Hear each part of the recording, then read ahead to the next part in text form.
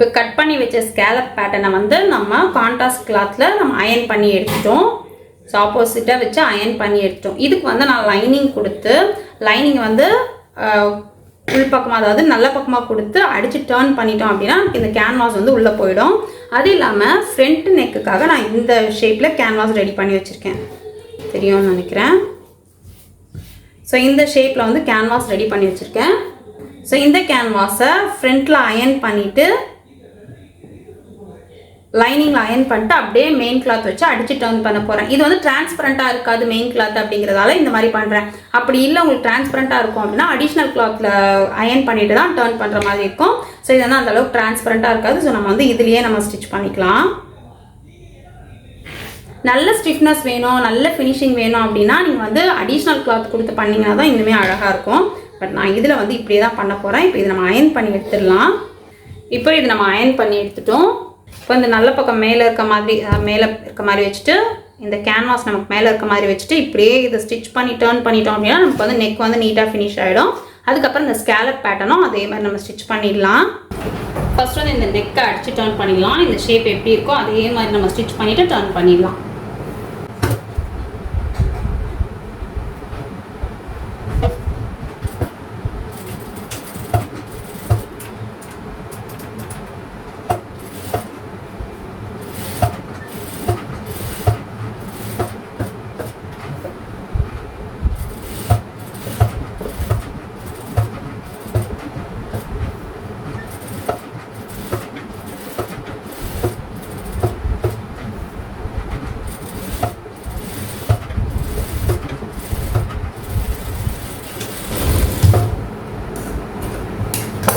இப்போ அந்த அடிஷ்னலாக இருக்கிற கிளாத்தை உள்ளே இருக்கிற கிளாத்தை 1/4 இன்ச்சு விட்டுட்டு கட் பண்ணிடலாம்.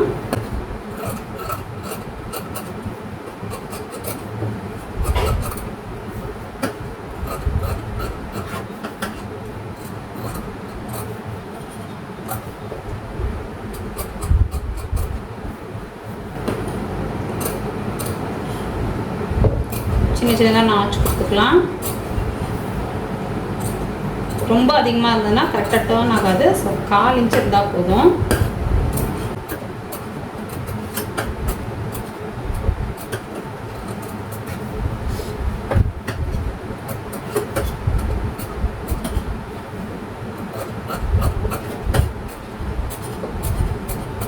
இப்போ நாச்சு கொடுத்தாச்சு, நம்ம டர்ன் பண்ணிடலாம்.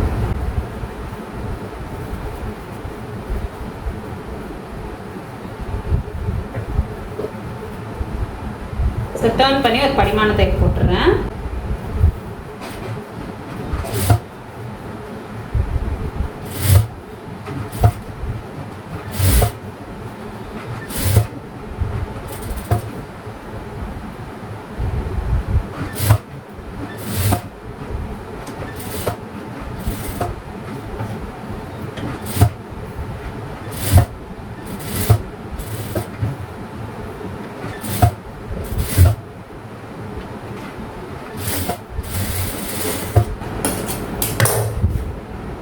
இப்போ நெக்கை வந்து நம்ம கம்ப்ளீட் பண்ணிட்டோம் பாருங்கள்.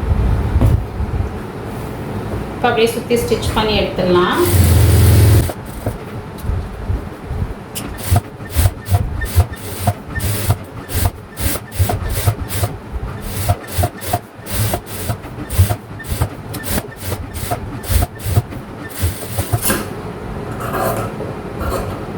இப்போ அடிஷ்னலாக இருக்கிறது நம்ம கட் பண்ணி எடுத்துடலாம்.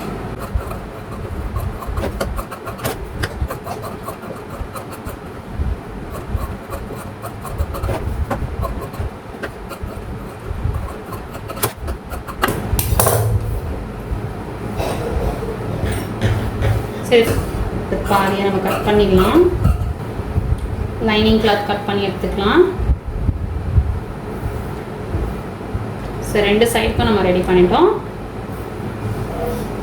இப்போ கரெக்டாக இந்த ஷேப்பை நம்ம ஸ்டிச் பண்ணிட்டு வரலாம். ஸோ இந்த ஷேப் ஸ்டிச் பண்ணுறது ரொம்ப பொறுமையாக தான் பண்ணணும். ஒரு தையலாக தான் விழணும். பொறுமையாக பண்ணால் தான் அந்த ஷேப் நம்ம கரெக்டாக வரும்.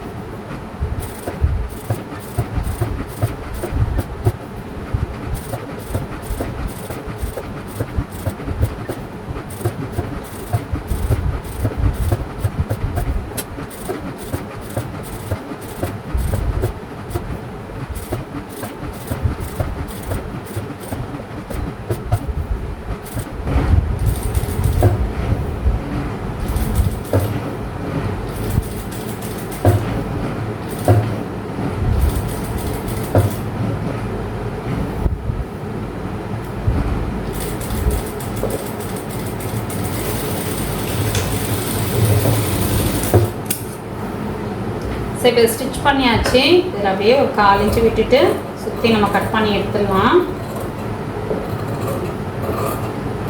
ஃபஸ்ட்டு ரஃப்பாக கட் பண்ணிக்கிறேன்.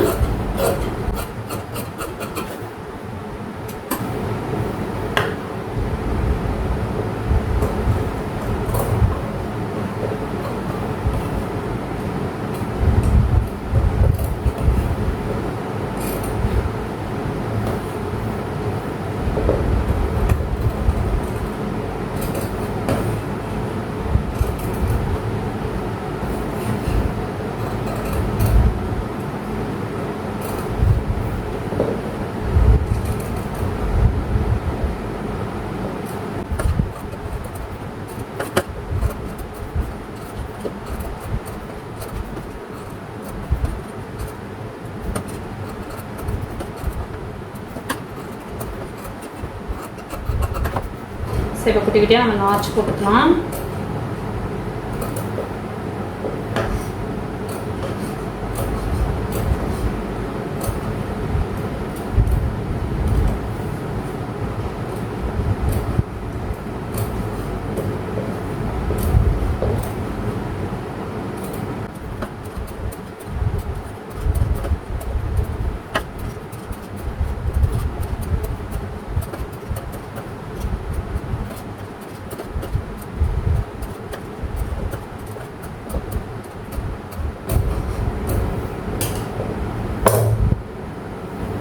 இப்போ நாச்செல்லாம் போட்டுட்டா இப்போ நம்ம டர்ன் பண்ணிக்கலாம்.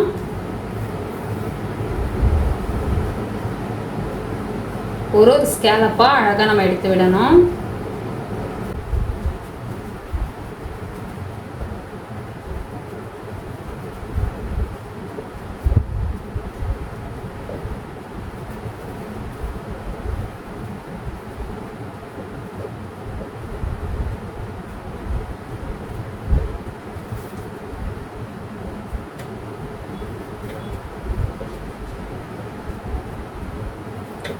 ஸ்கேலப் டிசைன் வந்து நமக்கு ரெடி ஆகிடுச்சு. இதை வந்து நம்ம அப்படியே அயன் பண்ணிடலாம்.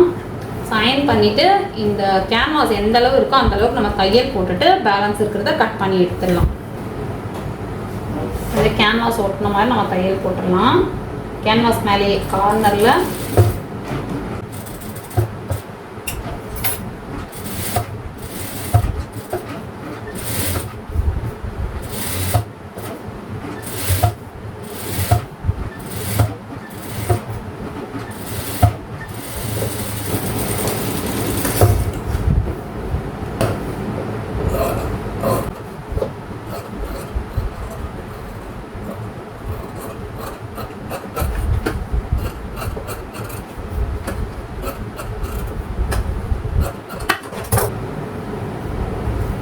எப்படி வரும் அப்படின்னா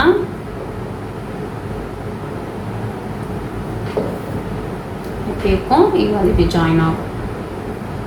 இந்த பக்கத்துக்கும் நம்ம ரெடி பண்ணிடலாம். சரி இப்போ இந்த 2 பீஸுமே நம்ம ரெடி பண்ணிட்டோம். இப்போ பார்த்தீங்கன்னா இங்கே ஷோல்டர் கிட்ட நம்ம ஜாயின் பண்ணிடலாம். கரெக்டாக இந்த எட்ஜில் வச்சு ஜாயின் பண்ணிடலாம்.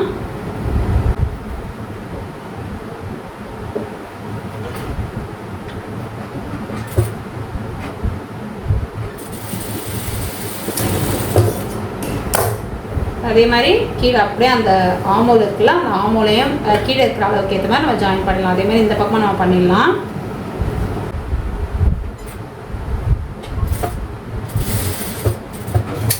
ஸோ இது ஆமோலோடு அட்டாச் பண்ணுறதுக்கு முன்னால் நம்ம வந்து ஆமோல் டாட் பிடிச்சிடலாம். ஆமோல் டாட் பிடிக்கணும்னா மற்ற எல்லா டாட்ஸுமே பிடிக்கணும். பிடிச்சதுக்கப்புறம் தான் ஆமோல் டாட் பிடிக்க முடியும். ஸோ இப்போ வந்து நான் ஃப்ரண்ட்டில் வந்து நாச் கட் கொடுத்துக்கிறேன். இப்போ ஷோல்டர் கிட்ட மட்டும் நம்ம ஜாயின் பண்ணி விட்டுருக்கோம். ஃபஸ்ட்டு நம்ம எல்லாத்துலேயும் நார்மலாக எப்படி டாட் பிடிப்போமோ அந்த மாதிரி டாட் பிடிச்சிக்கலாம். இது வந்து நான் என்ன சஜஸ்ட் பண்ணேன் அப்படின்னா, நீங்கள் வந்து பிரின்சஸ் கட் போட்டுக்கோங்க. இந்த மாதிரி டாட் பிடிக்கிற மாதிரி வச்சுக்காம பிரின்சஸ் கட் போட்டுட்டு இது ஸ்டிச் பண்ணிட்டா இன்னுமே நல்லாயிருக்கும். நான் வந்து நார்மல் ப்ளவுஸ் தான் கட் பண்ணியிருக்கேன். ஸோ இது ஃப்ரண்ட்டில் ஓப்பன் பண்ணிவிட்டு டாட் வச்சுக்கலாம்.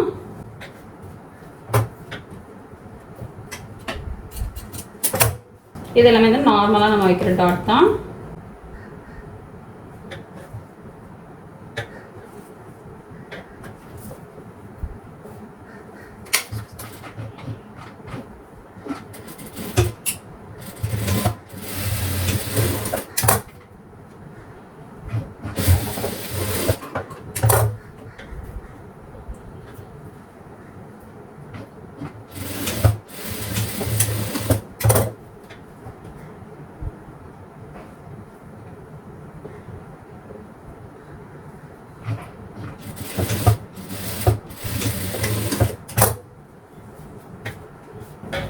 ஸோ இப்போ இந்த டாட் எல்லாம் வச்சு பிடிச்சதுக்கப்புறம் இதை வந்து ஃபுல்லாக நம்ம அப்படியே அட்டாச் பண்ணிடலாம்.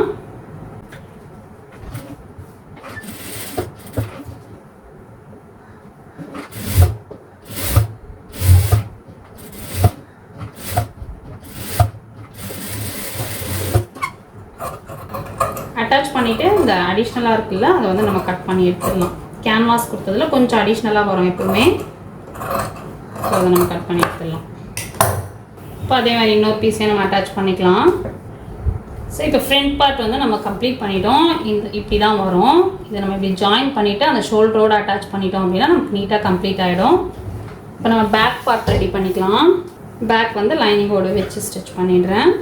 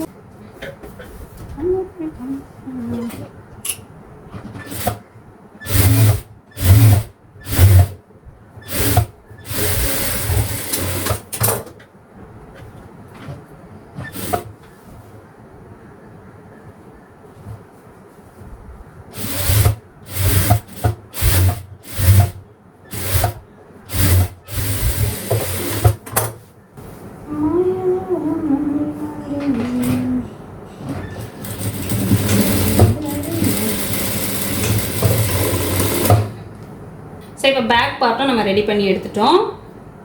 இன்னும் நான் ஃப்ரண்ட்டில் வந்து பட்டி அதெல்லாம் கொடுக்கல, நான் வந்து லாஸ்ட்டாக கொடுத்துக்கிறேன். இப்போ அந்த நெக் வந்து நான் உங்களுக்கு கம்ப்ளீட் பண்ணி காமிக்கிறேன்.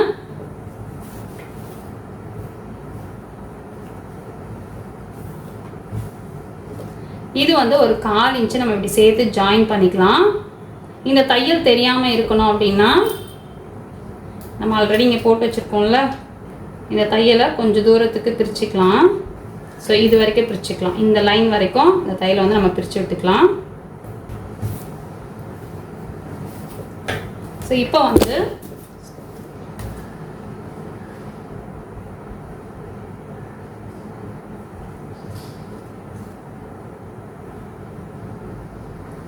இப்படி ஓப்பன் பண்ணி வச்சு நம்ம ஏற்கனவே தையல் பிரித்து வச்சுருக்கோம் இல்லையா, ஸோ இப்படி ஓப்பன் பண்ணி வச்சு இப்படி உள்ள ஒரு தையல் போட்டுக்கலாம். இது ரெண்டும் ஒரே அளவில் இருக்க மாதிரி இருக்கணும். அப்போ தான் நமக்கு வந்து ஃப்ரண்ட்டில் அப் அண்ட் டவுன் தெரியாமல் இருக்கும். ஸோ இப்படி வச்சுட்டு ஓப்பன் பண்ணி புரியும்னு நினைக்கிறேன் உங்களுக்கு. ஆல்டர் நெக்லலாம் நீங்கள் பார்த்துருப்பீங்க. ஸோ இப்படி ஓப்பன் பண்ணி வச்சு இந்த இடத்துல இருக்குல்ல, இது ரெண்டுமே ஒரே இடத்துல இருக்கணும். ஸோ வச்சு நம்ம வந்து 1/4 இன்ச்சில் தையல் போட்டுக்கலாம்.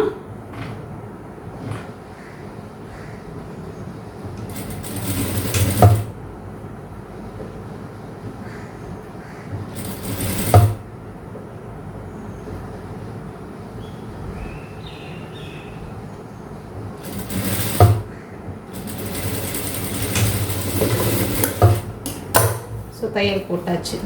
இப்போ நம்ம அட்டாச் பண்ணும்போது இந்த பிசர் வந்து நமக்கு தெரியாது, இந்த ஜாயின் வந்து நமக்கு தெரியாது. அதுக்காக தான் அந்த இடத்துல தையல் போடுறோம்.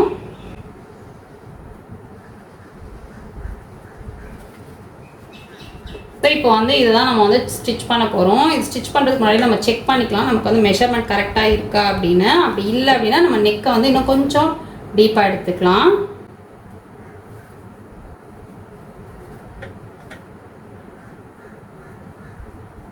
ஸோ மிடில் கரெக்டாக நம்ம மார்க் பண்ணிக்கிட்டு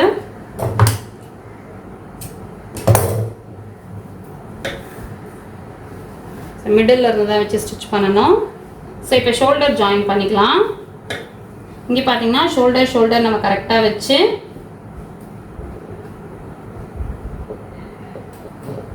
தையல் போடலாம்.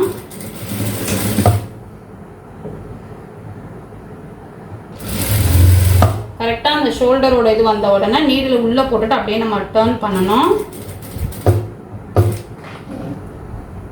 நீடில் உள்ளே போட்டுட்டு மெயின் கிளாத்தையும் மேலே இருக்கிற கிளாத்தையும் கொஞ்சம் டர்ன் பண்ணிவிட்டு இந்த மேலே லைனிங் நம்ம பிரித்து விட்டுருக்கோம் இல்லையா, அதை நம்ம அப்படியே வெளியே எடுத்துட்டு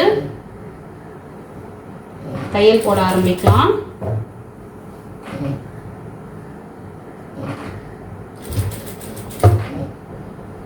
ஸோ நம்ம ஆல்ரெடி ஜாயின் பண்ணி விட்டுருக்கோம். அந்த ஜாயின் வந்து கரெக்டாக அந்த மிடில் வர மாதிரி இருக்கணும். வரல அப்படின்னா நீங்கள் இன்னும் கொஞ்சம் தையல் வந்து இங்கே அதிகமாக போடுற மாதிரி இருக்கும்.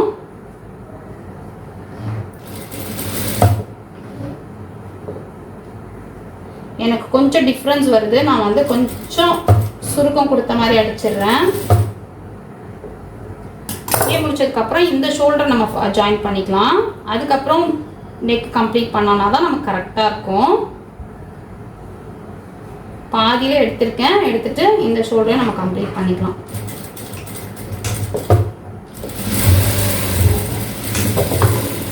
இப்போ ஷோல்டர் கம்ப்ளீட் பண்ணிட்டா பேலன்ஸ் இருக்கிறத நம்ம இதில் வந்து வச்சு ஸ்டிச் பண்ணணும்.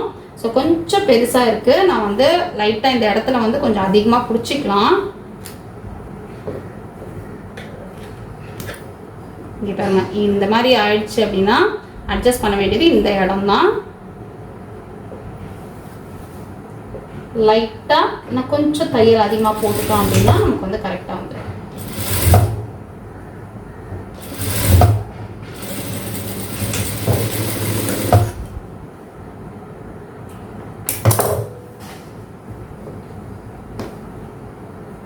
தையல் போட்டதுக்கப்புறம் நம்ம ஸ்டிச் பண்ணோம் அப்படின்னா நமக்கு வந்து அப் அண்ட் டவுன் இல்லாமல் கரெக்டாக வந்துடும்.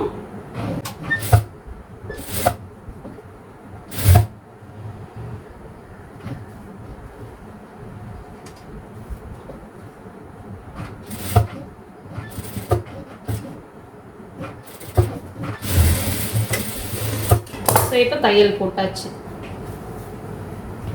பார்த்தீங்கன்னா உங்களுக்கு தெரியும், இந்த கிளாத் வந்து நமக்கு டிஃப்ரெண்ட்டில் வர மாதிரி ஆயிடுச்சு. இப்போ இந்த லைனிங் மட்டும் நம்ம தைக்காமல் இருக்கிறோம். அந்த லைனிங்கை ஃபோல்ட் பண்ணியே அந்த லைனிங்கோட சேர்த்து தைக்கல அப்படின்னா, லைனிங்கோட சேர்த்து வச்சிட்டோம்னா இந்த பிசர் அப்படியே நமக்கு தெரியும். ஸோ இப்போ என்ன பண்ணணும் அப்படின்னா, அந்த லைனிங் இருக்கு இல்லையா, ஸோ இந்த லைனிங்கை வந்து இப்படி இந்த கிளாத்தை இப்படி மேலே தூக்கி வச்சுட்டு இந்த லைனிங்கை அப்படியே ஃபோல்ட் பண்ணி ஸ்டிச் பண்ணிடணும். லைட்டாக அந்த இடத்துல வந்து குட்டியாக நாச்சு கொடுத்துக்கலாம். அப்போ தான் அந்த லைனிங் நமக்கு வரும் கரெக்டாக. அதே மாதிரி இந்த நெக்குக்கிட்டே குட்டியாக ஒரு நாச்சு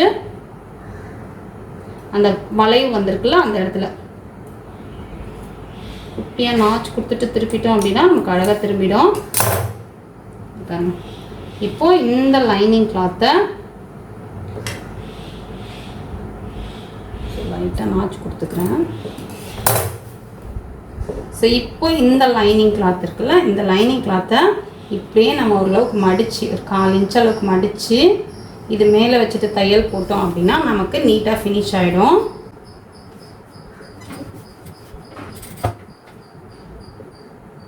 நீங்கள் இந்த பிசர் எனக்கு பிரச்சனை இல்லை அப்படின்னா நீங்கள் மொத்தமாகவே சேர்த்து ஸ்டிச் பண்ணிடலாம். பட் அது கொஞ்சம் நீட்டு இல்லாத மாதிரி இருக்கும், இது கொஞ்சம் நீட்டாக இருக்கும்.